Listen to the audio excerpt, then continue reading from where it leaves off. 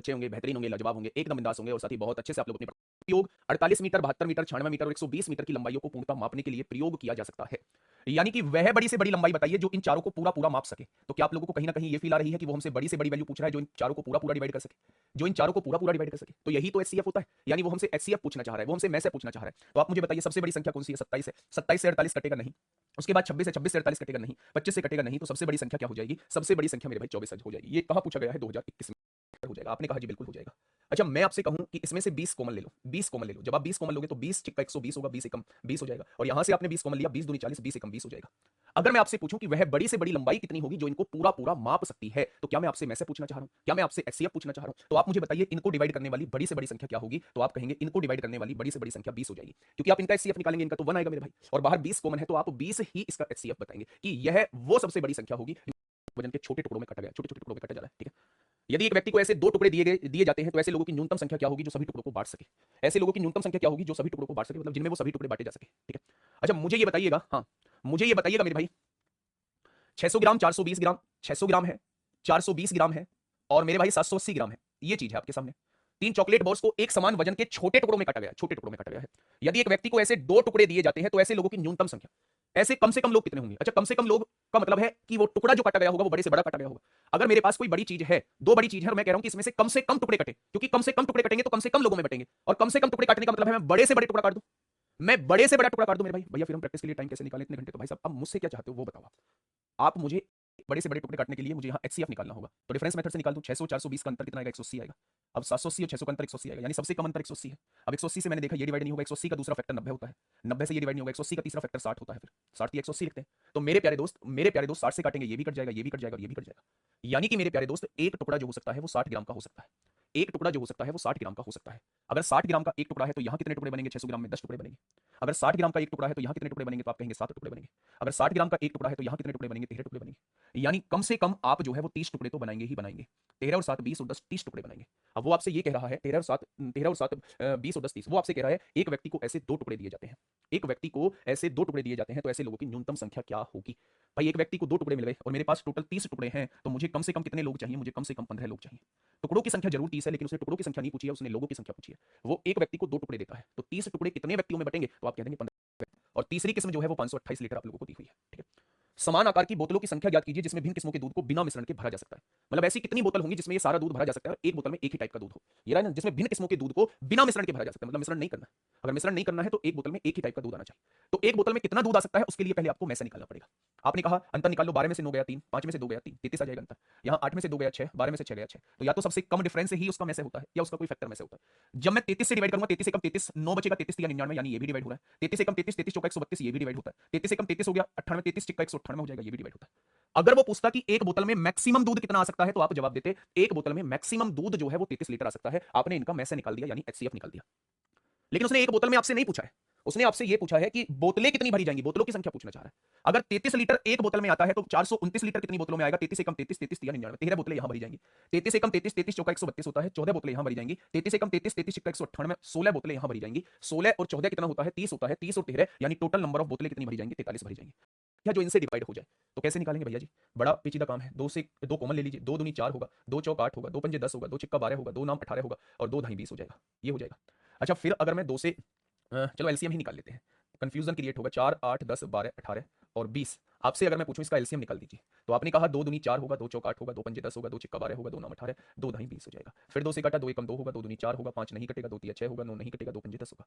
फिर आपने देखा, अब आप देख लीजिए, 5 और 5 का एलसीएम 5 आएगा, 5 दूनी 10 आएगा, 3 और 9 का एलसीएम 9 आएगा, 10 निम्न 90 आएगा, 90 दूनी 180 दूनी 360 आ जाएगा।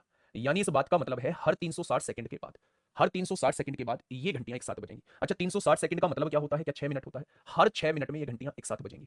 वो कह रहा है 30 मिनट में घंटियां कितनी बार एक साथ बजेंगी? तो हर 6 मिनट में एक बार बज रही हैं, तो 30 मिनट में 5 बार एक साथ बजेंगी। क्या 5 टाइम्स इसका आंसर होगा? नहीं जी, इसका आंसर होगा 6 टाइम। एक साथ बजना शुरू होने के बाद, यानी शुरुआत में एक साथ बज गई हैं, अगले 30 मिनट में 5 बार एक साथ बजेंगी, तो मेरे प्यारे दोस्त जवाब क्या हो जाएगा? 6 बार इस क्वेश्चन का जवाब हो जाएगा। तो जो बच्चे 5 बार दे रहे हैं, यानी ये समझिए अगर किसी संख्या को 32 से डिवाइड करता हूं तो 10 शेष बच जाता है। ठीक है।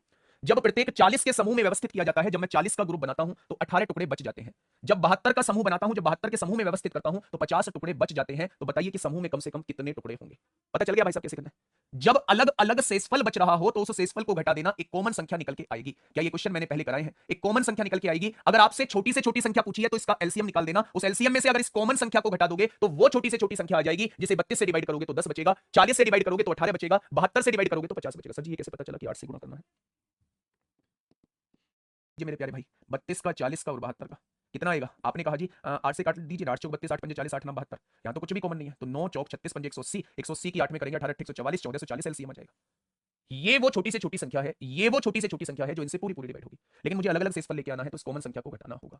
1418 मेरी वो छोटी से छोटी संख्या आ जाएगी जो 32 से डिवाइड होने पर 10 शेषफल देगी, 40 से डिवाइड होने पर 18 शेषफल देगी और 72 से डिवाइड होने पर 50 शेषफल देगी। तो आंसर क्या हो जाएगा? 1418 इज द राइट आंसर। पूछ सकता है। तो जब भी ऐसा क्वेश्चन आपके सामने आए तो आप मेरे प्यारे दोस्त, इसमें क्या करना, इसमें इसके फैक्टर करना, इसके गुणनखंड करना। कैसे करोगे मेरे प्यारे भाई? या तो दूसरा तरीका भी बताऊंगा, पहले गुणनखंड कर लीजिए। आप इस संख्या को आपने लिखा, बेटा जी ध्यान से सुनना, बोर्ड पे आप लोगों की निगाह होनी चाहिए, बोर्ड पे आप लोगों की निगाह होनी चाहिए। एक बार मैं बाहर थोड़ा सा समझा दूं, आवाज ज्यादा आ रही है। 3 आ जाए और मल्टीप्लाई करके वो 4 आ जाए, मल्टीप्लाई करके जो है वो 4 आ जाए, तो मेरे प्यारे दोस्त आप कहेंगे -4 और +1। -4 में 1 जोड़ेंगे तो +4 -1 करेंगे, ये +4 -1 करेंगे, +4 में से 1 जाएंगे +3 आएगा और दोनों की गुणा करेंगे तो -4 आ जाएगा। तो ये इसके फैक्टर हो गए, एक +4 एक -1 इसके फैक्टर हो गए मेरे प्यारे दोस्त। यानी कि इसके फैक्टर हो गए x + 4 और x - 1। अगर मैं इसके फैक्टर पूछूं तो x + 4 और एक x - 1 इसके फैक्टर हो गए हैं दोस्त। ठीक है, अब ऐसे ही आपको इसके फैक्टर करने हैं मेरे प्यारे दोस्त। ये लिखा हुआ है x² + 5x + 4। आपको इस संख्या को ऐसे तोड़ना है कि जोड़ के तो 5 आ जाए और मल्टीप्लाई करके 4 आ जाए। तो आपने कहा 5 को हम 4 + 1 में तोड़ सकते हैं, 4 और 1 5 होगा और मल्टीप्लाई करके 4 आ जाएगा। तो एक फैक्टर होगा x + 4 और एक फैक्टर हो जाएगा x + 1। ये हो जाएगा मेरे भाई इसके फैक्टर। हो गया। अब मेरे प्यारे साथी, दोनों का एचसीएफ आपसे पूछा है। एचसीएफ का मतलब है जो दोनों में कॉमन हो वो आपको बताना है। तो आप देखेंगे दोनों में x + 4 कॉमन है तो इसका एचसीएफ कितना हो जाएगा? इसका एचसीएफ जो है वो x + 4 हो जाएगा। इसका एचसीएफ जो है वो x + 4 हो जाएगा मेरे भाई। ठीक है, यहां तक की बातें क्लियर हुई? तो आप कह देंगे यहां तक की बात तरीका क्या है? दूसरा तरीका ये है कि अगर आपसे एचसीएफ पूछा जा रहा है तो आप x की वैल्यू को 4 रख दीजिए, -4 है दूसरी तरफ जाएगी +4 हो जाएगी। तो मेरे भाई 4 रख दीजिए, 4 का स्क्वायर करेंगे 16 हो जाएगी, प्लस 4 तिया 12 हो जाएगा, -4 ये कट के 0 आना चाहिए। क्या ये 0 आ रहा है? नहीं आ रहा, तो ये जवाब नहीं होगा। आप x की जगह -4 रख दीजिए, -4 का स्क्वायर 16 होगा, -4 की गुणा 3 में होगी -12 होगा, -4 है, क्या कट के 0 आ रहा है? बिल्कुल 0 आ रहा है, तो ये हो सकता है -4 यहां रखिए, -4 का स्क्वायर 16 हो जाएगा, -4 की गुणा 5 में -20 और +4, 16 और 4 20 में से 20 दोनों 0 आ रहे हैं तो यही इसका फैक्टर हो जाएगा। यही मेरे प्यारे दोस्त इसका फैक्टर हो जाएगा। ठीक है, तोड़ना नहीं आता है 3। इसका एचसीएफ कितना दिया हुआ है? x - 3 दिया हुआ है। एचसीएफ से हमें कोई मतलब नहीं है। मैं ये कह रहा हूं, हाँ मैं ये कह रहा हूं कि ये आपके सामने एक संख्या दी हुई है x² - 5x + 6 दे दी, यहां दिया हुआ है x² - 7x + 12। आपसे एलसीएम पूछ रहा है, अभी 2024 में असिस्टेंट ऑपरेटर में पूछे गए, तो आपको पहले फैक्टर करना आना चाहिए। फैक्टर कैसे करते हैं? फैक्टर हमेशा इस तरीके से करते हैं कि उन दोनों संख्याओं को जोड़ के तो -5 आए, उन दोनों संख्याओं की गुणा करें तो 6 आ जाए मेरे भाई। तो आप कहेंगे -3 और -2, दोनों को जोड़ोगे -5 आएगा, दोनों की गुणा करोगे +6 आएगा। क्या टूट जाएगा? मेरे प्यारे दोस्त एक फैक्टर तो x - 3 आ जाएगा और एक फैक्टर जो है वो x - 2 आ जाएगा। क्या इस बात में कोई समस्या? तो आपने कहा कोई समस्या नहीं। ऐसे इसके फैक्टर करिए, जोड़ के तो 7 आ जाए और मल्टीप्लाई होके 12 आ जाए। तो आपने कहा -4 -3, दोनों को जोड़ेंगे तो -7 आएगा, दोनों की गुणा करेंगे तो +12 आएगा। तो एक फैक्टर हो जाएगा x - 4 और एक फैक्टर हो जाएगा x - 3। हो जाएगा क्या? तो आप कहेंगे जी बिल्कुल हो जाएगा। अब आपसे पूछा क्या है? आपसे एलसीएम पूछा। एलसीएम होता है कुछ भी छूटना नहीं चाहिए। तो मेरे प्यारे दोस्त आपने देखा x - 3 यहां भी, x - 3 यहां भी है, ये हम लोगों ने एलसीएम ले लिया। x - 2 यहां है, ये ले लिया मेरे भाई, x - 4 यहां है, ये ले लिया, कुछ भी छूटना नहीं चाहिए, तो ये इसका एलसीएम हो जाएगा x - 3 x - 2 x - 4। Option number B is the right answer. अच्छा, मुझसे एचसीएफ पूछा जाता तो एचसीएफ बस कॉमन वाला होता है, यहां भी x - 3 यहां भी x - 3 और x - 3 उसने दिया हुआ है। ठीक है, a प्लस बी का whole square, a plus B का होल स्क्वायर, ये लिख दिया a प्लस बी का होल स्क्वायर, बहुत बढ़िया। A square minus B square, इसका फॉर्मूला होता है a माइनस बी और a प्लस बी होता है। A cube minus B cube का फॉर्मूला होता है a माइनस बी और a square plus A B plus B square होता है, यही तो फॉर्मूला होता है। तो आपने कहा बिल्कुल। उसने आपसे पूछा इनका लेसे पे बताइए, इनका लेसे क्या हो जाएगा। अब आप मुझे बताइए, a प्लस बी यहां भी है, a प्लस बी यहां भी है, एक a प्लस बी तो यहां से गया, एक a प्लस बी यहां से गया, तो a प्लस बी एक तो एलसीएम हो जाएगा, बहुत बढ़िया।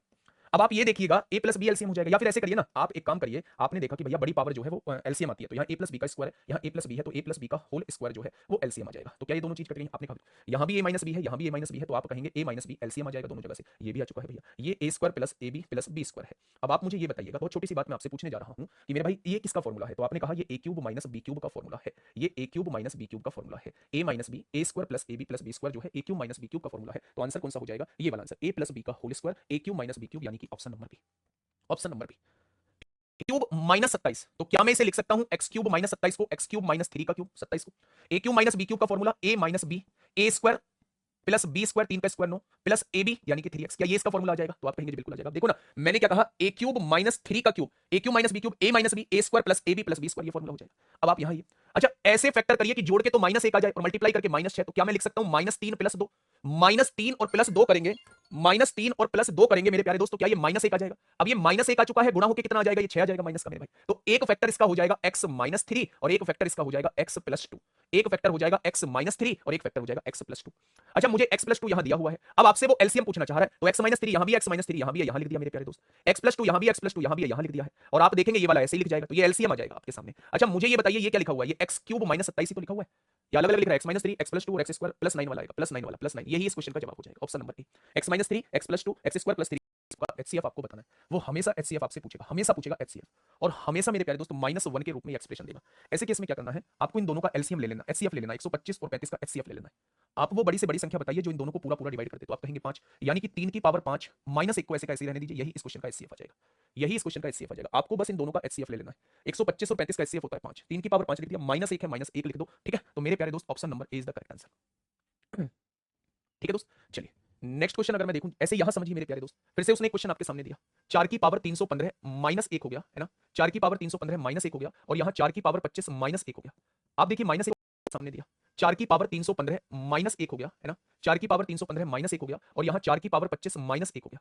आप देखिए -1 तो है ही दोनों जगह, 4 भी आएगा, पावर देखनी है। 315 और 25 का एचसीएफ निकाल दीजिए तो 5 आएगा, यानी इसका जो एचसीएफ आएगा वो 4 की पावर 5 -1 आएगा। अगर मैं आपसे ये कहूं 4 की पावर 5, 4 चौक 16 चौका 64 चौका 256, 256 चौका 1024 में से 1 जाएगा तो 1023 बच जाएगा, यानी इसका एचसीएफ कितना आएगा? इसका एचसीएफ जो है वो 1023 आ जाएगा। ठीक है, 97 में से प्रत्येक की सबसे बड़ी संख्या, प्रत्येक को सबसे बड़ी संख्या d से विभाजित करने पर r शेषफल होता है। यानी जब हम इसे सबसे बड़ी संख्या से डिवाइड करते हैं तो शेषफल हर केस में r होता है। जब शेषफल समान होता है, तो कल मैंने क्या कॉन्सेप्ट बताया था, जब शेषफल समान का क्वेश्चन आपके सामने आए, भाई हर केस में शेषफल r बच रहा है, तो हर केस में शेषफल r बच रहा है, यानी शेषफल समान बच रहा है। अब जब शेषफल समान बच रहा है तो मैंने आपसे डिफरेंस निकालने के लिए कहा था, 6 में से 4 गया 2 बचेगा, 10 में से 5 गया 5 बचेगा, 12 में से 4 गया 8 बचेगा। यहाँ डिफरेंस 7 में से 6 गया 1 बचेगा, 9 का 0 आ जाएगा, 7 में से 3 गया 4, 8 में से 7 गया 1। जो डिफरेंस निकल के आए उसका में से निकाल देना, वही वो सबसे बड़ी संख्या होगी जो इनको डिवाइड करने पर समान शेषफल देगी। अब सवाल ये उठता है कि इनका में से कैसे निकाला जाए मेरे प्यारे दोस्त, तो निकालो भाई, डिफरेंस क्या आएगा? 11 में से 2 गया 9 बचेगा, और 8 में से 5 गया 3 बचेगा, 639 से ये नहीं कटेगा, तो 639 का दूसरा फैक्टर 3 दूनी 6, 3 एकम 3, 213, 213 से ये भी कट जाएगा, 213 से ये भी कट जाएगा, तो इसका एचसीएफ कितना आ जाएगा? 213 आ जाएगा। आप निकाल के देखिए, या तो डिफरेंस ही एचसीएफ होगा या डिफरेंस का कोई फैक्टर एचसीएफ होगा। डिफरेंस 639 आ रहा है, 639 से ये नहीं कटता, 639 का दूसरा फैक्टर 213 होता है, भाई 639 को 3 से काटो ना, 213 आ जाएगा, 2 से तो कटेगा नहीं, 3 से कट के 213, 213 से ये भी कट रहा है, ये भी कट रहा है, तो क्या इसका एचसीएफ 213 आ जाएगा? यानी 213 मेरी वो बड़ी से बड़ी संख्या है जो इनको डिवाइड करने पर समान शेषफल देगी, यानी वो बड़ी से बड़ी संख्या डी की वैल्यू कितनी हो चुकी है? 213 हो चुकी है। अब आर क्या है? शेषफल है, यानी हमें डिवाइड भी करके देखना पड़ेगा, शेषफल भी निकालना पड़ेगा। तो मैंने 6454 को 213 से डिवाइड कर लिया, 213 तिया कितने होते हैं? 639 होते हैं, 15 में से 9 जाएगा 6 बचेगा, 64 आ जाएगा, ये रिमाइंडर कितना आएगा? 64 आ जाएगा। अब यहां से देख लीजिए, 13 में से 4 गया 9 बचेगा, और 10 में से 6 गया 4 बचेगा, 149 जो है वो क्या आ जाएगा? डी माइनस आर की वैल्यू आ जाएगी। क्वेश्चन ने कहा है यदि K1 और K2 दो अलग अलग अभाज्य संख्याएं हैं, दोनों अभाज्य संख्याएं हैं, K1 और K2 के महत्तम समापवर्तक और लघुत्तम समापवर्तक का गुणनफल क्या होगा? जब दो अभाज्य संख्याएं होती हैं तो उनका में से जो आता है वो 1 आता है, जब दो अभाज्य संख्याएं होती हैं उनका लैसे जो आता है वो उनका गुणनफल आता है। यानी कि मेरे प्यारे दोस्त, इस क्वेश्चन का जवाब हो जाएगा, अगर में से और लैसे का गुणनफल पूछ रहा है तो वो प्रॉपर्टी भी होती है, में से और लैसे का गुणनफल पहली संख्या गुणा दूसरी संख्या। सामने दो शेषफल बचता है, तो उसने संख्या नहीं पूछी, उसने n के अंकों का योग पूछा। अच्छा, मुझे ये बताइए कि 4, 6, 10 और 15 का एलसीएम कितना आएगा? तो आप लोग जानते हैं इसका एलसीएम 60 आएगा। अब उसने कहा 6 अंकों की सबसे छोटी संख्या, तो 6 अंकों की सबसे छोटी संख्या ये है, इसे आप एलसीएम से डिवाइड करके देखिए कितना बचता है। 6 6 एकम 6, 60 एकम 60 हो जाएगा, कितना बचेगा? 40 बचेगा, एक जीरो उतार लीजिए, 6 6 36 हो जाएगा, 360 बचेगा, बचेगा 40 बचेगा, एक जीरो उतार लीजिए मेरे प्यारे दोस्त, फिर से वही कहानी, 40 बचेगा, फिर से एक जीरो उतार लीजिए मेरे भाई, ये वाली, फिर से 40 बचेगा, यानी कि ये 40 बच रहा है। अब मेरे प्यारे दोस्त, ये 6 अंकों की सबसे छोटी संख्या है, लेकिन ये 60 से डिवाइड नहीं हो रही है। 60 से डिवाइड करने के लिए यहां 60 होना चाहिए था ना, तभी तो 60 से डिवाइड होती। यहां 60 बनाने के लिए 20 जोड़ना पड़ेगा, तो 20 इस संख्या में जोड़ दो, यानी 6 अंकों की वह छोटी से छोटी संख्या जो 60 से पूरी पूरी डिवाइड होती है वो ये कहलाती है। अब मुझे पूरी पूरी डिवाइड नहीं करनी, मुझे तो दो शेषफल भी लाना है, तो मैं इस संख्या में अगर 2 जोड़ दूंगा तो 6 अंकों की सबसे छोटी संख्या जो 60 से डिवाइड होने पर 2 देगी वो ये होगी। तो अगर 60 से डिवाइड होने पर 2 दे रही है तो इनसे भी डिवाइड होने पर 2 ही देगी मेरे भाई, यही वो 6 अंकों की सबसे छोटी संख्या होगी। अगर सबसे छोटी कहता है यहां सबसे छोटी लेनी है, अगर सबसे बड़ी बोलता है तो यहां सबसे बड़ी लेनी है मेरे भाई। 6 अंकों की बोल रहा है इसलिए 6 अंकों की संख्या ली है मेरे प्यारे दोस्त। ठीक है, तो इसके अंकों का योग आपसे पूछा है, n की वैल्यू ये आ चुकी है, n के अंकों का योग ज्ञात कीजिए, तो आंसर क्या आ जाएगा? 5 आ जाएगा। में एक बार बजता है, यानी एक बार बजने का इसका टाइम दे रखा है 3 सेकंड। दूसरा पेंडुलम बी जो है, ये पहला पेंडुलम है, 7 सेकंड में 4 बार बजता है, 4 बार बजता है 7 सेकंड में, 7 सेकंड में। तो एक बार कितनी सेकंड में बजेगा? 7/4 सेकंड में बजेगा एक बार, एक बार बजेगा 7/4 सेकंड में। यदि दोनों पेंडुलम एक साथ बजना शुरू करते हैं, शुरू में एक साथ बजे, तो 1 मिनट में कितनी बार एक साथ बजेंगे? तो एलसीएम निकालने बचे, एलसीएम एक साथ बजने का टाइम जब हम लोगों को पता करना होता है तो हम दिए गए समय का एलसीएम हम लोग निकाल लेते हैं। तो ये फ्रैक्शन का एलसीएम कैसे निकालते हैं? ऊपर वाली संख्याओं का एलसीएम निकाल दीजिए, नीचे वाली संख्याओं का एचसीएफ निकाल दीजिए। क्या हर 21 सेकंड के बाद वो पेंडुलम एक साथ बजेंगे? हर 21 सेकंड के बाद वो एक पेंडुलम एक साथ बजेंगे? टोटल दे रखा है 1 मिनट समय यानी 60 सेकंड, पहला 21 सेकंड के बाद, फिर 42 सेकंड के बाद, फिर 63 सेकंड के बाद, यानी कि 60 सेकंड में वो 2 बार एक साथ बजेंगे। लेकिन दोस्त मेरे उसने एक बात और बोली हुई है कि एक बार वो शुरुआत में बजते हैं, यानी शुरुआत में बजना शुरू करते हैं, तो 2 में एक बार जोड़ेंगे तो आंसर क्या आएगा? 3 बार। आंसर क्या आ जाएगा? 3 बार आ जाएगा। क्या ये बात समझ में आ गई? आंसर अगर वो ये लाइन ना लिखता एक साथ बजना शुरू, तो जगह टकराने में कितना समय लेगा? अगर 3 सेकंड में 5 बार टकराता है तो एक बार टकराने में 3/5 सेकंड लेगा। ठीक है। दूसरा पेंडुलम 4 सेकंड में 7 बार टकराता है तो एक बार टकराने में कितना समय लेगा? 4/7 सेकंड लेगा। अगर मैं आपसे ये पूछूं कि ये एक साथ कितने समय बाद टकराएंगे तो इसका एलसीएम लेना पड़ेगा हमें। एलसीएम, ऊपर वाली संख्याओं का एलसीएम लिया, नीचे वाली संख्याओं का एचसीएफ लिया, हर 12 सेकंड में ये एक साथ टकराएंगे। ठीक है। यदि दोनों पेंडुलम एक ही समय में आघात करना शुरू करते हैं, दोनों एक साथ शुरुआत में टकराते हैं, तो 1 मिनट में कितने स्पष्ट प्रहार सुने जा सकते हैं? 1 मिनट में, 1 मिनट यानी 60 सेकंड में 1 मिनट में कितने स्पष्ट प्रहार सुने जा सकते हैं? अगर ये हर 12 सेकंड में एक बार टकराते हैं तो क्या ये 60 सेकंड के अंदर 5 बार एक साथ टकराए होंगे? 5 बार एक साथ टकराए। जब ये एक साथ टकराए होंगे तो आवाज क्लियर नहीं आई होगी कि ये कौन से पेंडुलम की आवाज है। आवाज क्लियर तब स्पष्ट आएगी जब वो अलग अलग टकरा रहे होंगे। अगर ये 3 सेकंड में 5 बार टकराता है तो 60 सेकंड में यानी 20 की गुणा करनी पड़ेगी, 60 सेकंड में कितनी बार टकराएगा? 100 बार। 100 बार मेरे प्यारे दोस्त। अगर ये 3 सेकंड में 5 बार टकरा रहा है तो मैं कह रहा हूं 60 सेकंड में कितनी बार टकराएगा? 100 बार टकराएगा। अगर ये 4 सेकंड में 7 बार टकरा रहा है तो इसमें 15 की गुणा करो, 60 सेकंड में कितनी बार टकराएगा? 15 की गुणा 105 बार।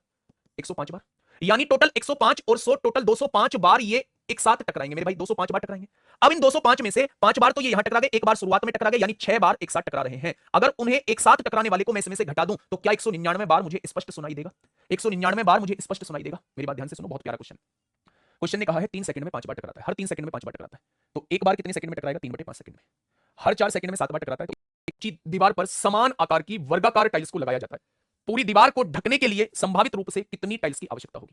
जब टाइल्स का क्वेश्चन आए, संभावित रूप से कितनी टाइल्स की आवश्यकता होगी? वर्गाकार, पहले इसे सेंटीमीटर में बदल लीजिए। 3 मीटर में 1 मीटर में 100 सेंटीमीटर, 3 में 350, 350 सेंटीमीटर, यानी उस दीवार की लंबाई 350 सेंटीमीटर है, दीवार की ऊंचाई 400 सेंटीमीटर है। इस पर मुझे टाइल लगानी है। टाइल जो है वो वर्गाकार है। अगर वर्गाकार है तो इसका एचसीएफ ही टाइल की लंबाई होगी, इसका एचसीएफ ही टाइल की लंबाई होगी। जब भी आपका टाइल लगाने का क्वेश्चन आए तो आप उसकी डायमेंशंस का एचसीएफ निकाल देना, वही टाइल की लंबाई होती है। तो मैंने प्यारे दोस्त इसका एचसीएफ, इसका डिफरेंस 50 आएगा, 50 से ये भी कटेगा, ये भी, क्या इसका एचसीएफ जो है वो 50 आ जाएगा। जब आपको इस दीवार पे मेरे भाई टाइल्स लगानी है तो इस दीवार के क्षेत्रफल को लंबाई गुणा चौड़ाई टाइल के क्षेत्रफल से डिवाइड कर देना। टाइल की लंबाई भी 50 होगी, टाइल की चौड़ाई भी 50 होगी, क्योंकि टाइल जो है वो वर्गाकार है। तो दीवार के क्षेत्रफल को अगर टाइल के क्षेत्रफल से डिवाइड कर देते हैं तो नंबर ऑफ टाइल आप लोगों की निकल के आ जाएंगी। तो मेरे प्यारे दोस्त आपकी टाइल कितनी निकल के आ जाएंगी? 8 7 56 होता है। ठीक है। नेक्स्ट क्वेश्चन मेरे प्यारे भाई आता है, तो प्रत्येक दशा में 2 फूल शेष बच जाते हैं, हर बार 2 शेष बच जाता है, यानी कि वह संख्या को जब इनसे डिवाइड करता है तो 2 रिमाइंडर बच जाता है, ऐसा कुछ है। ठीक है। परंतु 14 फूलों के ढेर बनाता है तो एक भी फूल नहीं बचता, यानी 14 से पूरी पूरी संख्या डिवाइड हो जाती है। अगर 14 के ढेर बनाता है तो एक भी फूल शेष नहीं बचता। तो ज्ञात कीजिए माली के पास कुल कितने फूल हैं? 14 से कटने वाला ही आंसर होगा। 98 फूल हैं, 14 की ढेरी बनाएगा तो एक भी फूल नहीं बचेगा, 4 की ढेरी बनाएगा तो 2 फूल बच जाएगा, 6 की बनाएगा तो 2 फूल बच जाएगा, 8 की बनाएगा तो 2 फूल बच जाएगा, 12 की बनाएगा तो 2 फूल बच जाएगा। तो आंसर क्या हो जाएगा? 98 हो जाएगा। ठीक है। वो क्वेश्चन मैंने कराए होंगे कि इनसे डिवाइड होने पर तो ये शेष फल बचे, लेकिन इससे पूरा पूरा डिवाइड हो जाए, जो के मान के कराए थे मेरे भाई। ठीक है। ये लास्ट क्वेश्चन है मेरे प्यारे भाई, ये लास्ट क्वेश्चन है आपके सामने। इस क्वेश्चन का जवाब आप लोग मुझे देंगे। ये दी हुई है संख्याओं के प्रत्येक जोड़े में, यानी जब आप इनका में से निकालते हैं 13 और ए का, या 13 और बी का एलसीएम निकालते हैं, या फिर 13 और सी का एलसीएम एचसीएफ निकालते हैं तो वो 13 आता है। ये रहा प्रत्येक जोड़े में इन सबका में से जो है वो 13। अच्छा, में से का मतलब क्या होता है? मंडे कल ही, अच्छा मंडे कल ही है, मैं संडे में क्लास ले रहा हूं। 13 से डिवाइड होती है भाई, में से 13 तब आएगा जब ये संख्या भी 13 से डिवाइड होगी, ये संख्या भी 13 से डिवाइड होगी, ये संख्या, यानी में से 13 तब आ सकता है जब ए बी सी जो है वो 13 से डिवाइड होंगी। में से बड़ी संख्या ही तो होती है। अब उसने कहा एबीसी 60 से कम है, 60 से कम है, ए सबसे छोटा है, बी सबसे छोटा है, सी सबसे छोटा, सी ए सबसे छोटा है, बी उससे बड़ा है, सी उससे बड़ा है। अब 60 से छोटा है, 13 का मल्टीपल होना चाहिए, तो 13 का मल्टीपल 13 हो सकता है, 13 दूनी 26 हो सकता है, 13 तिया 39 हो सकता है, 13 चौका 52 हो सकता है, 13 पंजे 65, ये 60 से बड़ा है तो इसे तुम लेंगे। अच्छा, सारी संख्याएं अलग अलग हैं तो 13 भी नहीं लेंगे, क्योंकि यहां 13 ले दिया तो 13 और 13 एक जैसी संख्या हो जाएंगी। तो एक संख्या 26 लेंगे जो सबसे छोटी है, उससे बड़ी वाली 39 लेंगे और उससे बड़ी वाली 52 लेंगे। क्या इन दोनों का में से 13 आएगा? इन दोनों का में से 13 आएगा और इन दोनों का में से भी 13 आएगा। ए की वैल्यू 26, बी की वैल्यू 39, सी की वैल्यू 52। ए की वैल्यू 26, सी की वैल्यू 52 और बी की वैल्यू 39 आप लोगों की आई है। तो आप कहेंगे 78/39 हो जाएगा, यानी कि आपके क्वेश्चन का जवाब तो हो जाएगा, आपके क्वेश्चन का जवाब तो हो जाएगा।